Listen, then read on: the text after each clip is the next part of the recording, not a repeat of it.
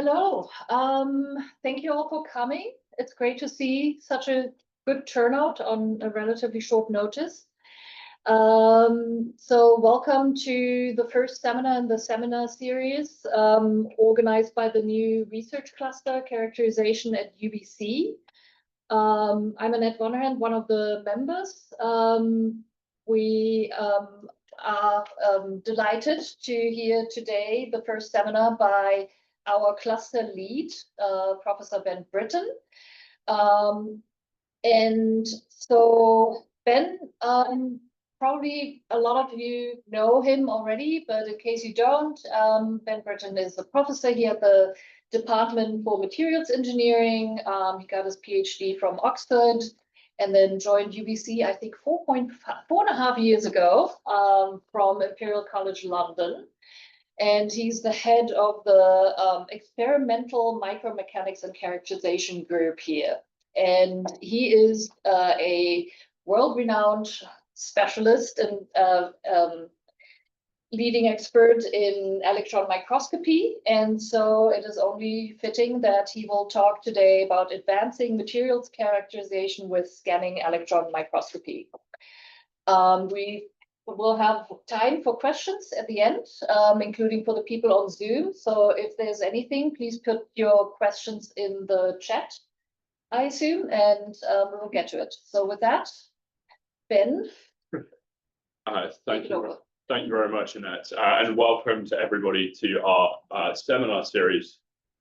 So those of you who may not be aware, we have just formed a GCRC. It's a Grants for Catalyzing Research cluster at UBC, and this is UBC in the big auspices. So we have colleagues from the Okanagan as well as colleagues here in Vancouver. I lead this, which means I fill in a lot of paperwork and help manage things, but also draw together the sort of 4 project leads who are really helping on the day-to-day, and then we have the wider cluster who are hoping to draw into the story. So I'm sure many of these faces that you're aware of. There's a couple that you may be less aware of, but effectively the 4 leads are myself, Mark Martinez from Chibi, Annette, who you've just met, and then an incoming professor into the Department of Physics, Ishmael, who'll be joining us later in the fall. We have a group of people who range different modalities and different application areas. And as part of the cluster, we will be organizing this seminar series that will effectively run basically every 2 weeks throughout the next period. And we're hoping to get each member or a delegate from the cluster to present a little bit about activities that they're up to. We will also have speakers from elsewhere, both online and in person, as things progress. Things are coming along nicely to bring us also to have a full school. And so this will be 3 days, hopefully around October, subject to just last details being sorted, where we'll draw together some basic training, some invited lectures, some panel discussions, really with an effort to drive collaboration, cooperation, and community within this space. We all recognize that there's a huge amount of characterization that goes on at UBC, but we're looking to help skill each other up together in this process. We'll also have some small micro travel and training grants that will be available to cluster members and other bits and pieces. We are also brought together with the expertise of Jodie Heap, who is helping facilitate and organize a lot of stuff. So we're very thankful for her time and expertise in this. So I want to just talk a little bit. It's going to be a mixture of some teaching of the basics of SEM, but I'm really going to showcase some opportunities where this enables us to see a bit more. And the purpose of this is to, again, people have seen electron microscopy images, but we want to talk a little bit about, which instruments would you want to use and why, to help open this in here. There are some resources. So this is being recorded. There's a camera on here. It's being recorded to Zoom, but the slides will also be available via the cluster in due course. But there's a few sort of things I think are useful for resources. There's a great short chapter in Erdman and Bell that talks about some of the basics for nanostructures. There's some really fantastic resources from the Australian microanalysis and microscopy community. And then my go-to book on this is Scanning Electron Microscopy and X-ray Microanalysis. That's in 4th edition, and we can download the entire textbook. As much as videos and lectures are fantastic, I would stress particularly to trainees that textbooks are very important still. And so it's regular. There's a reason why we all have them on our shelves, but this is where a lot of the really depth behind this is brought together for that. And so I love this as just as a brief, what is the magic of electron microscopy? And so there's some beautiful work by Stefan Diller that shows just a really nice, hopefully it will behave, but just a nice overview of what the potential aspirations are with electron microscopy. And so in here we have a very carefully scripted, effectively 3-dimensional overview of a series of different objects in the SEM. Not only is it sort of magnificent in letting us see a huge amount of detail, but they also give you that sort of totality of picture, because we can go from a millimeter object that we can see with the human eye, and we can look and we can start to draw into the detail that interests us in this particular object. So these are a series of creepy crawlies, different bugs, etc. But you can see that macrostructure and microstructure captured beautifully. What's very powerful about the scanning electron microscopy that may not be obvious is that the depth of field in this image is fabulous. And by that, we can see through great depth of the object, i.e. everything is in focus. If any of you have spent time in an optical microscope, you spend time getting it into the plane of focus. There's a reason why light limits that depth of field. And we'll see that is one of the many reasons why this is such an accessible technique to enable us to understand materials better. The materials also behave. They're typically in a vacuum when we do this, because electrons play nicer if they're not bombarding to gas or air, etc. These days, we can do careful experiments with variable pressure. We can also introduce some imaging gases. This is particularly used by biologists and earth scientists who want to manage, say, charge compensation in those systems. As it's in a vacuum, this is moving because effectively it's actually outgassing as the electron beam is moving across that object. The little fibrils are changing shape due to the electron bombardment of those objects. Now, the image, of course, is actually a grayscale image. It's been colorized here for the aesthetics, and we'll chat a bit about sometimes we'll see color data and sometimes we'll see grayscale.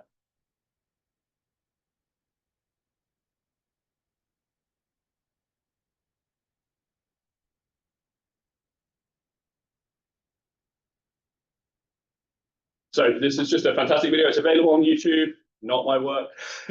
A huge amount of work to take a series of repeat pictures, but as you get used to modern instruments, these are really things that you're going to see in real time as you navigate around your objects and features in this.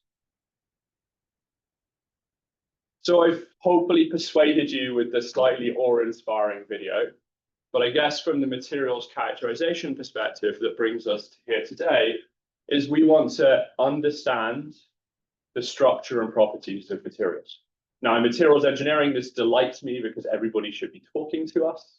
But as physicists, chemists, biologists, a whole range of different people, by this we just mean a material as a physical object in space in here.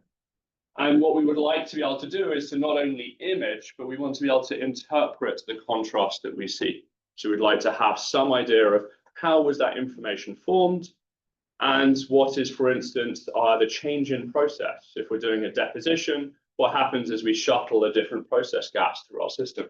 So you want to understand the structure and properties through that perhaps manufacturing or perhaps failure route. Materials, there are, of course, multiple classes of materials, and electron microscopy has been brought to bear across almost all of these at this point. So polymers, composites, biomaterials, ceramics, metals, and semiconductors. I'm at my heart sort of mostly a metallurgist. I dabble in other things. I follow the rocks from time to time. So you're going to see examples principally from metals, but I'll show a few other examples from our work in this and other people's work in here. In an ideal problem, we may not know what the length scale of interest is. And so the length scale can range from how atoms are behaving, so angstroms or 10 to the minus 1 nanometers, up to millimeters. We may want to choose how we dial that gauge in that system. And we want to get this structural and chemical information. Now, there's a whole range of different techniques that are available. There's a really fantastic overview paper by Ian Robertson and colleagues that talk about this integrated materials characterization toolbox that really go across multiple modalities. Here are some examples that scanning electron microscopy enables us to access. So some really beautiful work. I saw this presented a couple of years ago at the Microscopy Society of Canada annual meeting with James Weaver, who's at Harvard, is an imaging specialist. This is an entire sea urchin. It's no trickery in terms of image processing was done for this image. So microscopists can appreciate the beautiful, almost a black background, beautiful contrast across that object. You can pick up and imagine that object. If you've been diving, you've probably seen this in reality. This is a cardiac stent. This is used effectively. You push it into a vein, you inflate it to a strain of 2, and then it holds open the blood vessel. That's super helpful for anyone. And importantly, you want to understand how these things deform in that strain process, and then the fatigue as your heartbeats move through that system. This is from the Center for High Throughput Phenogenics at UBC. And so this is from the technical research group. This is a cross-section of nanowires on the surface of an object. This is some work I did with Karen Kavanagh at SFU downstairs on an instrument. This is a 12.5 millimeter stub. And we were looking at some ancient grains, so this comparison of ancient and modern grains. And so we can take this overview image, and then we can go and zoom in and look at that microstructure on the surface of that object and compare old and new. This is some work that Dr. Ruth Birch has done here in collaboration with some of our colleagues in Imperial College. This is the interface of a hydride and hafnium. This is important for fusion materials in this example. And this is an example shown from Haroon Kaysar, who's in the audience, a grad student working with me. This is looking at dislocations as presented in this case, it was in olivine, a natural material that controls the rheology of planet Earth, or the surface of planet Earth at least. So a whole range of different applications that SEM lets us see. So why do we use SEM? Well, the first off is we're going to use an electron, and the electrons have that beautiful property. Depending on which way we look at them, we can treat them as particles or waves. And naturally, they actually behave both ways. But when we think about the theory behind this process, if we're going to use the wave behavior, we can use that effectively to form images. We can interact with structures at a similar length scale to get diffraction processes. And we can also do things like microanalysis. We have variable wavelength.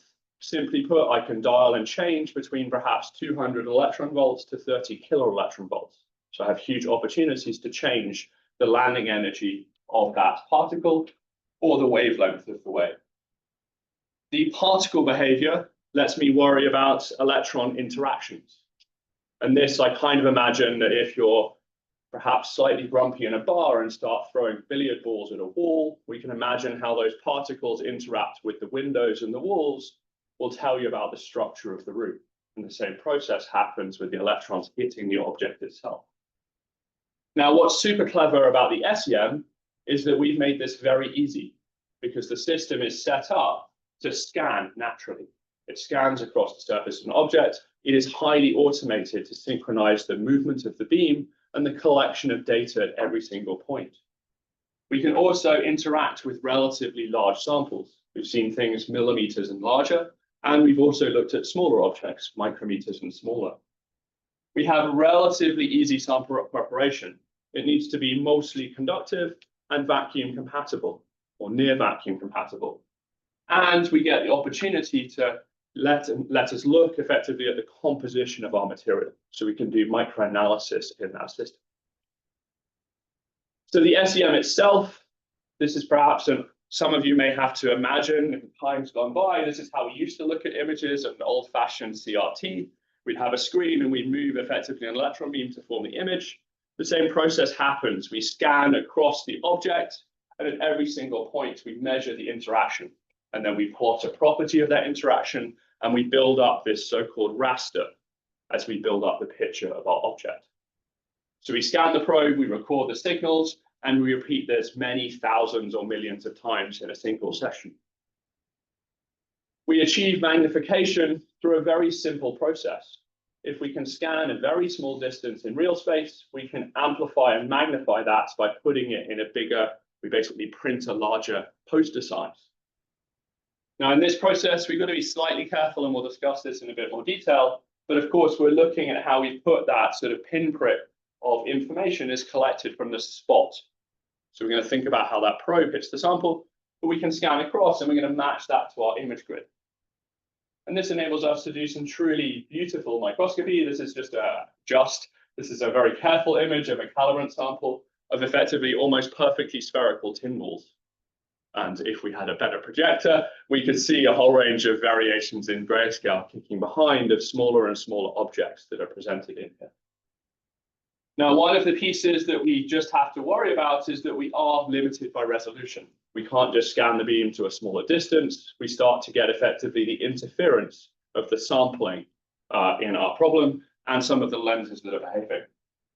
So the sort of take home that you want to think about is that just think a bit about how you sample the space. You can think of this thought experiment. If I sampled this room just by measuring the corners, I would imagine that this room is empty. If I sampled it with a finer spatial resolution, you would see this is a full room. If I had a defocused spot across the whole room, it would be a full room. So the spot size matters for the information that you recover. Now, that electron beam, we bring it into a sample, and it does some fun things.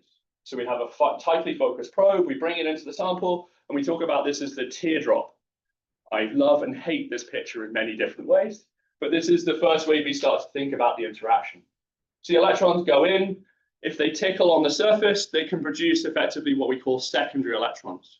They basically promote an electron out of the material, and they produce this as a very near surface characterization. So super good for topography, super good in terms of spatial resolution that's presented here. We can tickle a little bit further, and we can get effectively the so-called backscatter electrons. Those are electrons that go in, and effectively, if they hit you in the face and come back out, then we see those. And so we see basically how hard you're hit, the Z number of our material, the density, etc. We can also move the electrons into our material, and we can promote some of the electrons to effectively go up in energy and fall back down again. And in that process, they produce a characteristic photon. And this is a whole area of X-ray microanalysis, which Annette, for instance, is an expert in on this. So we get so-called characteristic X-rays in here. Those of you who do physics stuff, it's kind of important, but EDS has got better in the SEM. We can also do Auger spectroscopy, some different interactions. I'm not going to spend too much time on that here. So we can have that interaction. We need to spend a little bit of time thinking about the formation of the probe and the sampling of our object. And so we have a series, and it's just, at this point, it's just that this is sitting in the electron column itself. So we have a source that forms our probe, and we basically have a complicated ray diagram that brings our beam to our sample. And in here, we effectively have the so-called condenser lenses that basically set how many electrons are coming down the column, and then effectively the angle of attack that comes down here. The convergence angle is set up here. We can deflect the beam through a series of scan coils that effectively apply a field to move the electrons around the place in space. And then we can bring the electrons back into focus through the objective lens. And then all the stuff you see below effectively is now our vacuum chamber. And we can throw on it. We have typically quite large vacuum chambers for SEMs. And we basically put in a series of things like backscatter and secondary electron detectors and microanalysis devices. And we can, of course, put relatively large samples inside this chamber, depending on the instrument. Now, a note, we're going to chat a little bit later on about the different microscopes that are on campus. One of the first things, it's not the be-all and end-all, but one of the first things is how did you get the electrons in the first place? And there's three types of emitters that are commonly used. There's a thermionic tungsten hairpin. This is literally like an old-fashioned light bulb, except it's bent into a sharp point. It's beautiful because they're about $8 a light bulb filament, but they burn and they pop, and that can be a problem. So that's what you find here. That's what we commonly use in many microscopes. We can go to fancier microscopes and we go to the hexafluorides. And so here we basically put a nice crystal that effectively gives us a tighter, more brilliant focus probe off the tip and a better energy spectra of the emitted electrons. To get the electrons off this probe, we bring it to high temperature near the work function, and then we effectively apply a positive voltage and pull the electrons off the end of the probe. The last case, we can get a field emitter. This is just one of the examples. We can have a cold tungsten cathode in here, and we can also have Schottky field emitters and amongst other field emitters that are existing. This is about $8. This is about $1,000. This is about $30,000. Okay. Lots of things, properties. There are tables of this that exist. There are things that really matter for our experiments. One of which that really matters is about the probe current. That's the number of electrons we can pump down the probe, and that determines how much signal we collect per unit time. Energy spread, for some people this matters a lot, specifically people who do EELs, for instance, and other methods. The other piece that's super important for microanalysis people is the emission current density. This is kind of like having an LED flashlight compared to an old-fashioned flashlight. You increase the number of photons per unit area in this case. The other piece that matters that's important is lifetime, wherever it is, typical cathode life. Now, this typical cathode life, as someone who runs facilities, requires people to have nice and clean samples that do not degas in our microscope, and you don't open a valve on the wrong place. As soon as you introduce oxygen in the system, the cathodes burn, and there goes my $30,000. So that's what the cathode life. We can keep the FEGs open now for about 3 years plus for those systems, which is kind of nice for that. So we form the nice probe. We can go through, and again, this is just schematic. This is taken from the Australian Microanalysis Facility website that talks you through the details. But effectively, we can now play with the convergence of the probe. And this sets all the angles that go down. Depends slightly microscope to microscope in here. But we control the crossover position, effectively where the beam goes across and diverges, depending on the column design. And it will affect the parallelism, the convergence angle of the probe as it goes into here. And we basically use this, that typically the condenser lens is used to control the probe current in our system. It's a first order problem on this. We then go later, so we go post an aperture strip, and then we have the objective lens, and this changes where the beam comes into focus. This is kind of helpful because now we can have a sample of different heights that we can bring the sample in and out of focus. So this for people who do fracture analysis, and you have literally, we've taken a broken bit of plane and put it in the microscope. It was a fun project, slightly scary with the Aviation Authority, but broken bits of plane we can look at because we can look at different focal planes in our microscope. But we have to optimize that for the ideal working distance. Now, people then go, well, what's the ideal working distance? And sort of, how many pints of beer do you want to give me to have a detailed discussion of that ideal working distance? The basic theory of the ideal working distance is we have this idea that we call this is the zone of least confusion. So the zone of least confusion is when the beam is coming into convergence at a spot. If you have your imaging grid and your spot size is this big, things are in focus approximately, provided that effectively your sample is in this height range. Now, those of you who can do some simple geometry in your heads, you can imagine that if you bring this beam to be near parallel, the zone of least confusion increases. This is far easier at longer working distances. So if you've got high depth of field, drop your sample down in the chamber. If you want very tight spatial resolution, bring your sample up. You may be constrained by microanalysis and where stuff points for that. Story for another day. But the broad stroke here is match the spot size to the raster pixel size, and everything will look nice and in focus. So you can see this as the cartoon, the long working distance, you effectively get a long zone of least confusion. And in here, short working distance, you get a short zone of least confusion, which is very useful for that. And you can do some maths to work out the formal geometry if you so wish. So we said things should be in focus. One of the questions is really how big this little crossover point is. And sort of that's useful, but you want to think a little bit about really what you're defining resolution as. So electrons, optics themselves are not perfect. The analogy used to be that sort of if you have a fancy magnifying glass, it's your optical microscope. Looking down a beer bottle is looking down your electron optics. So 2-3 orders of magnitude worse in optical quality of those systems. It's getting better, but there are many reasons why it's not perfect.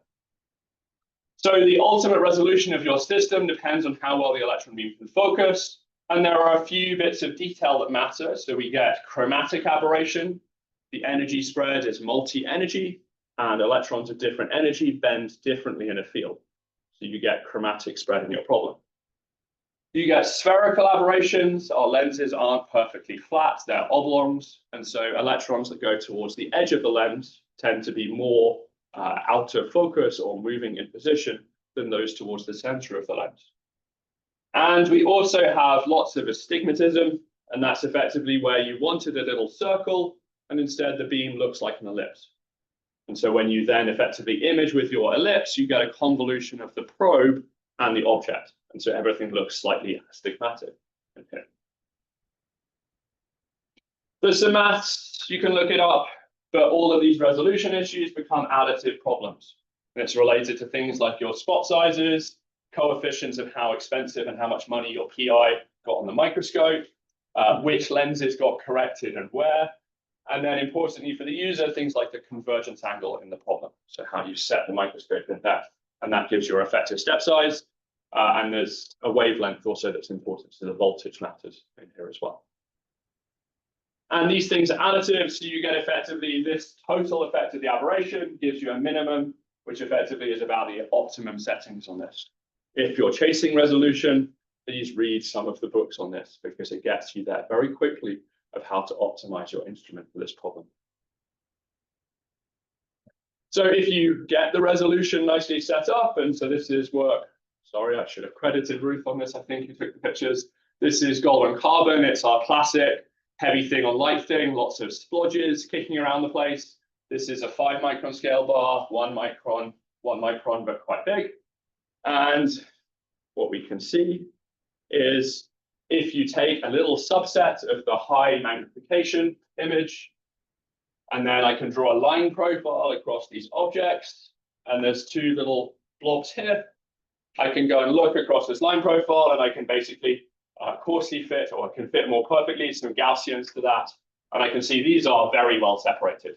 Anyone who does resolution tests, you can just do a classic Raleigh criterion.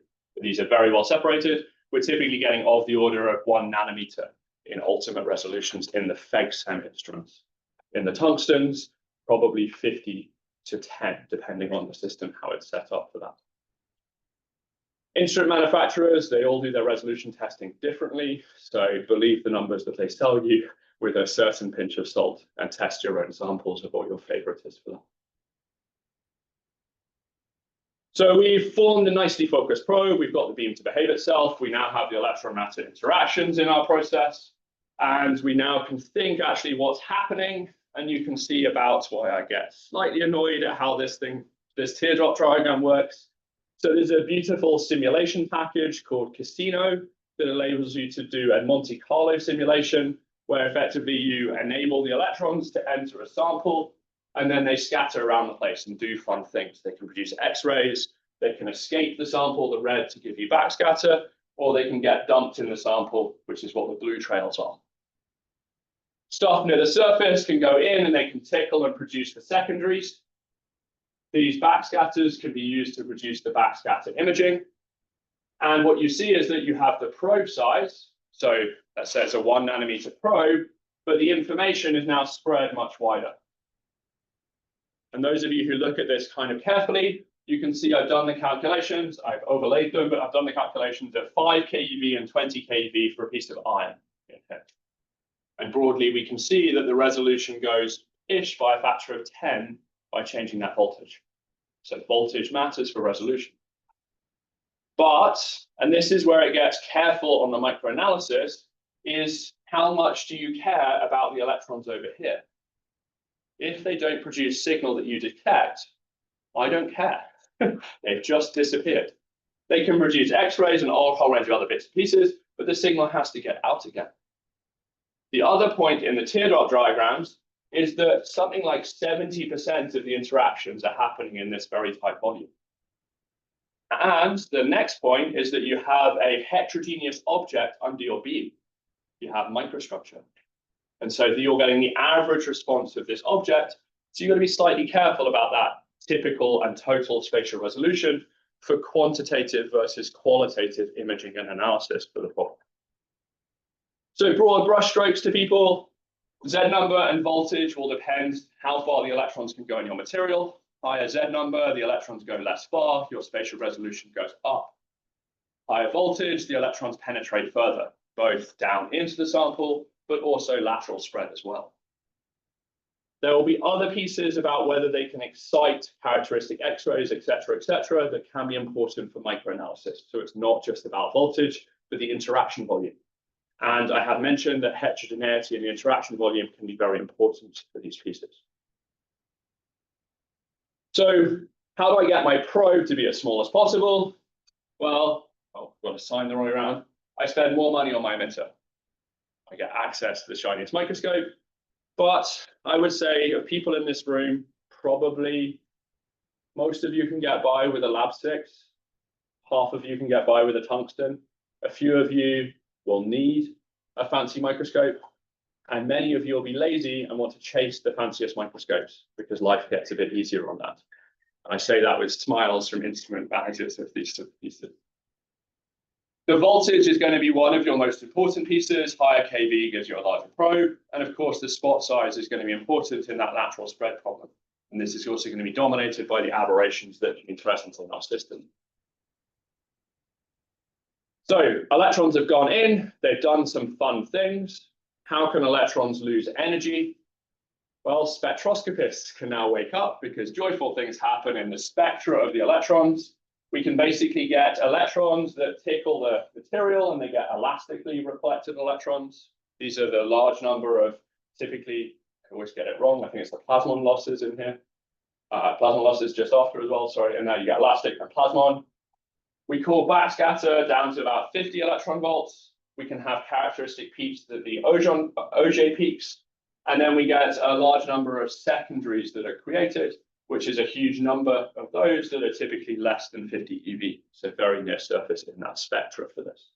Another great book, REMA Scanning Electron Microscopy, has lots of the physics of electron-matter interactions in here. So what can you do with these electrons? This is some of my own work. So fun to show kids microscopes. Even more fun when you can find a dead bug down the back of the lab and you can image the entire object. So this was done for an open house. We had the microscope set up in another room. We ran the map. This is about this is a 2 mil scale bar. So whole bug. It's a multi-frame composite image for here. But it looks kind of pretty, and you can all see what's going on in that object. What's very nice is that as I was in the demo, I could just click on a region and say zoom in, and we can start to see the structure. And we can see effectively all the many eye cells in this case, little hairs that protect the surface, and then a whole range of things that I do not have enough biological qualifications to talk about. We also do some work looking at some meteorites because they're fun and pretty. There are good questions also to be asked. This is an area of the Nantan meteorite that we've been spending a lot of time on. Has this beautiful heart-shaped inclusion, and you can see some backscatter contrast, some different phases. This was a single crystal that shattered when it became a meteorite from a meteor. So meteor enters the atmosphere, smashes, this thing smashes and it infiltrated with some metals. We have lots of chemistry and other bits from this sample in here. So how do we get these signals? Well, this electron primary beam, it goes in with very high energy, and it can basically tickle one of the electrons off the surface. And that's the so-called secondary electron in this case. So we lose a little bit of energy of the primary beam, and we tickle the secondary electron. My color's messed up, sorry. The secondary gets emitted off the hip. Apologies. Changed beams. Electrons, all the interactions can create signal. If you only lose a little bit of energy from that primary electron going through the system, you can get multiple secondary electrons that go to your ETD. And we separate these in the so-called SE1, SE2, and SE3 signals. SE1 comes from your signal in the primary interaction. So that's the top surface, that's the really nice spatial resolution. But your primary electron continues doing interesting things, and you can get effectively backscatters that are produced in the volume that then produce further secondary electrons. So the interaction volume sort of increases for the SE2s. And then SE3 are effectively the electrons leave your sample and they smash into stuff in the microscope. And then they produce effectively electrons from those interactions in the microscope. And as we'll see in a minute, the SE detector is like a giant hoover. It collects all the electrons, and so it picks those up as well. But broadly speaking, the secondary electron efficiency, the emission of these is related to sample tilt. And so if you want to increase your SE emission, you can tilt it towards your ETD. It's a nice trick to improve the resolution here. So the ETD, I describe it, apologies to instrument makers, but I describe it as a large hoover because effectively we have a collector grid which is biased, and this basically is biased to something between minus 50 to 300 volts, and that pulls the electrons in. And then those very little weak electrons come in, and they go through a light guide to a photomultiplier tube, and then we count the scintillations basically in here. Hugely efficient. We gather lots and lots of signal per unit time, and so we can do this in real-time imaging pretty much. Super nice for this. The reason why we get topographical information is basically the electrons hit effectively a flat piece. That's the signal that we've seen. But if you're on the edge of an object, clearly you get more electrons escaping from the side. So the electrons can go off that edge far easier, especially if your ETD is on this side versus this side. And so what you see is pseudo shadowing in the image, which gives you that pseudo 3D imaging of the objects. Very hard to interpret the contrast formally for ETD, but it lets you see that topography at least as a first order problem. So this is an example from my work a while back. We took a piece of nickel superalloy, we cut a little pillar, we squished it. It's a small compression test. This is about 5 micrometers. And when you squish superalloys, they deform on specific slip planes, and you see the topography in that. You can also see the little superlattice, little gamma prime precipitates in the object. Just a nice example to show you topographical contrast in this example.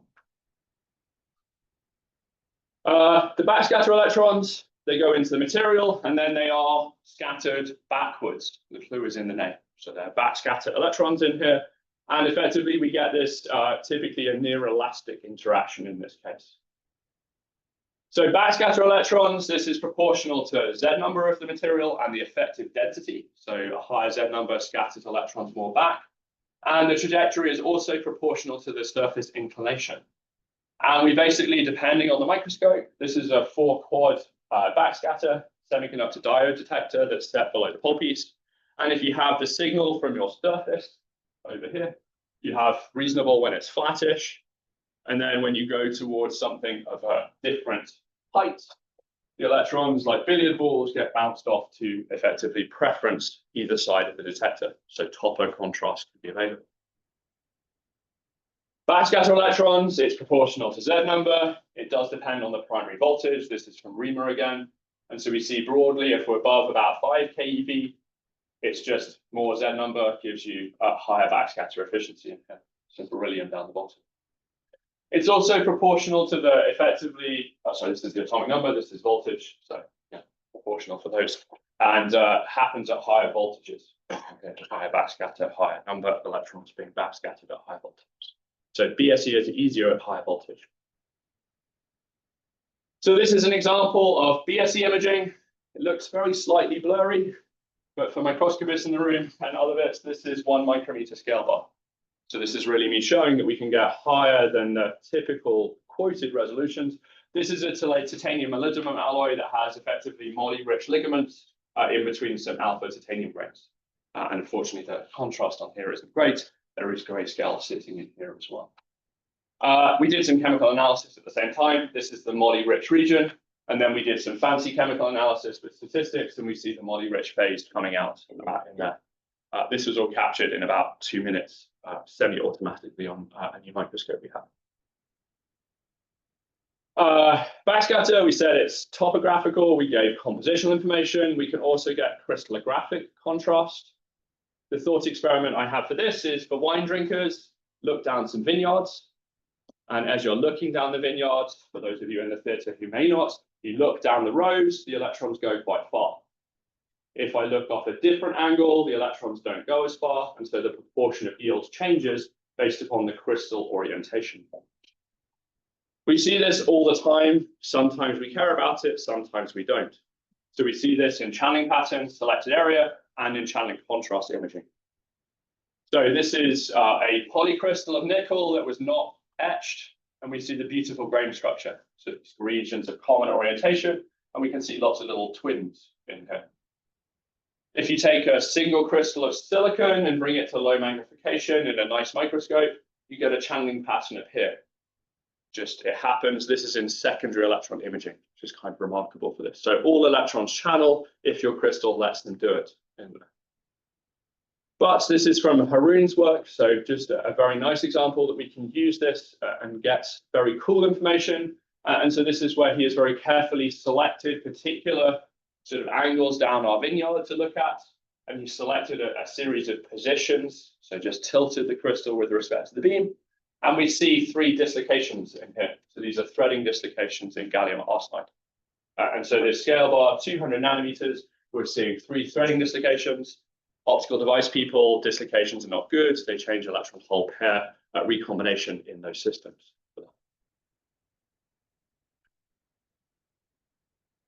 We can also just slightly adjust how we set the experiment up. And so with a so-called EBSD detector, we can bring the beam into a tilted sample and we can put 3 diodes below. We're just going to call them a red channel, a green channel, and a blue channel, RGB. And if we just tilt, this is a Gibeon meteorite sample, if we tilt the sample by half-degree increments, we can get the orientation contrast to beautifully show up there. So we see that variation in crystal structure.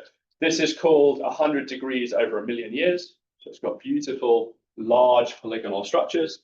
And we have a Wittmann-Statten structure. So effectively we have a green, we have a purple, and we have a pinkish one coming in this direction. In there. Just a very nice little video showing that we can get the microscope to do nice things. When we apply, just to recall, as we run our microscopes, higher voltages, we get deeper information depth, lower voltage, we're more surface sensitive. And we've just got to be slightly pragmatic. If we've got charging samples with beam damage, certainly in biomaterial systems, we tend to go to lower voltages as our go-to for that. We can cheat some of this by coating, and so we can effectively use a coating system, carbon, platinum, gold, depending on what we're doing. If you're doing microanalysis, please stick to carbon, pretty much. Otherwise, the transition metal have lots of X-ray peaks that are generated in here. The typical voltages you're running depends on your microscope and what you're doing with it, but often you're running, say, 5 keV for a FEG, and then 10 to 20 for a thermionic. But here is just a little shout out. Every time you do a microscopy session, it is an experiment. And so you should optimize the conditions if you care about getting the prettiest pictures. Some of you are just told to get pictures, and then you may just go and look in the literature and say, let's try this. I want to flag that these images, although they're very beautiful, they start to give us real data, and people are aware of this because people are starting to do things like, let's count the particle number and density. So let's do some very simple image maths. We can then apply machine learning methods if we so wish. So this is a single micrograph that we collected off a titanium sample. I should put the credit, it's from Terry Jun for this data. And we see effectively what we can do is if we collect one single image and we do it well, we can get the captured data in a 16 grayscale image. We can stretch the grayscale to give us the grain structure through our material. We can stretch the grain structure to see the second phase. And we can equalize the histogram to give you the best chance of viewing it on any projector that you're looking at. But that was from a single image that was carefully collected. Okay. Sample preparation. The first question any of us will ask you is, what do you want to learn?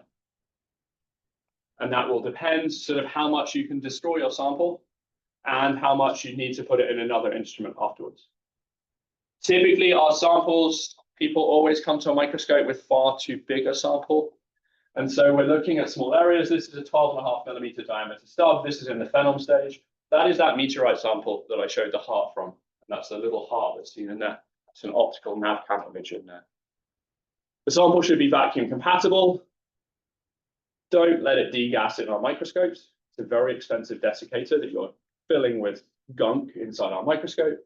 Should be fixed ideally, should be suitably conductive to reduce charging, and it should be free from preparation artifacts. So you want to be away from cast surfaces, etc. And ideally suitable for your analysis. You have an idea of what you want to learn from that. So just in the interest of time, this is the sample preparation stuff.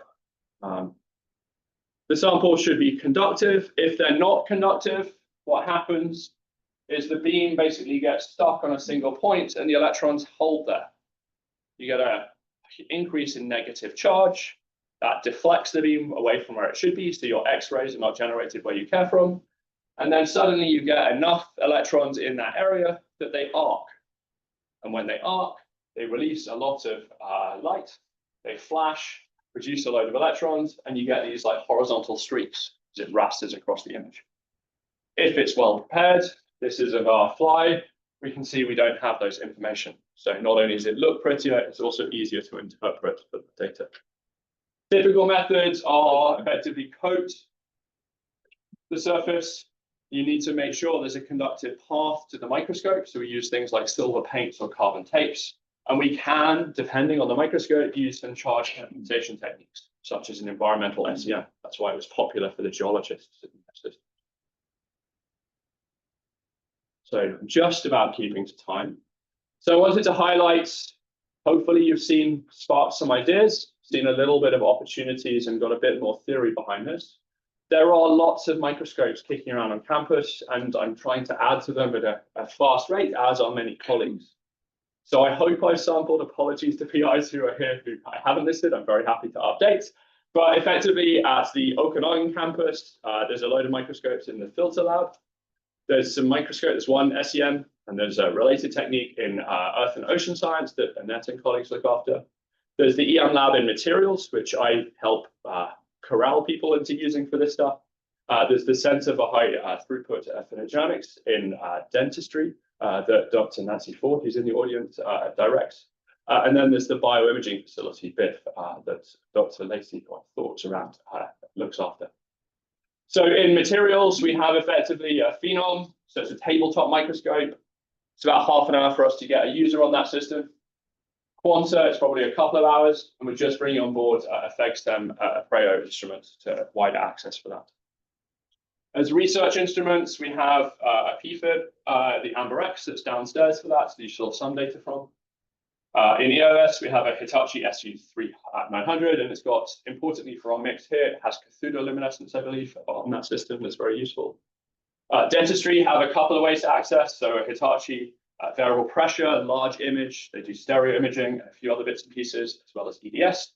And they have a beautiful Helios NanoLab 650 that enables, you saw the slice and view imaging in that particular example I showed earlier. So it has chemical analysis and structure analysis and tomography in there. Bioimaging has an environmental and a high resolution instrument, and then filter at present has a Tescan Miro 3. They're in the purchase of buying a new microscope at this very moment. Should say that I was very fortunate to be leading a substantive grant to buy some more instruments, and effectively we have another FEGSTEM that's going to come in downstairs. We have another gallium-focused ion beam instrument for tomography, but importantly, this instrument is built to go into our analytical TEM. So we'll get an analytical TEM coming forward. It's like an SEM on steroids. That's the short answer of what that is for those systems.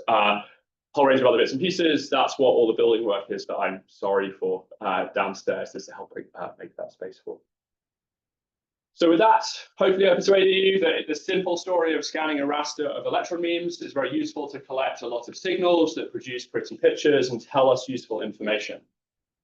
If you're trying to do this properly, be very careful about what you mean by resolution and magnification, and think carefully about the electron-matter interaction, as well as your scanning strategies in this case.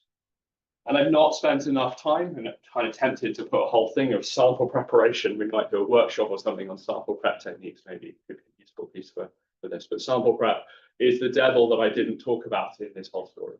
So with that, I'm going to just do a last plug while I have the main mic. We have our next in the series, which we'll send a whole range of emails and other bits, but June 30th, 9 to 10. And you're going to see perhaps a slightly more research, but sort of cross microscopy and characterization modalities. So imaging cellulosic materials with X-ray, optical, and electron images from James Drummond from Pulp and Paper. So thank you for your attention, and I welcome any questions.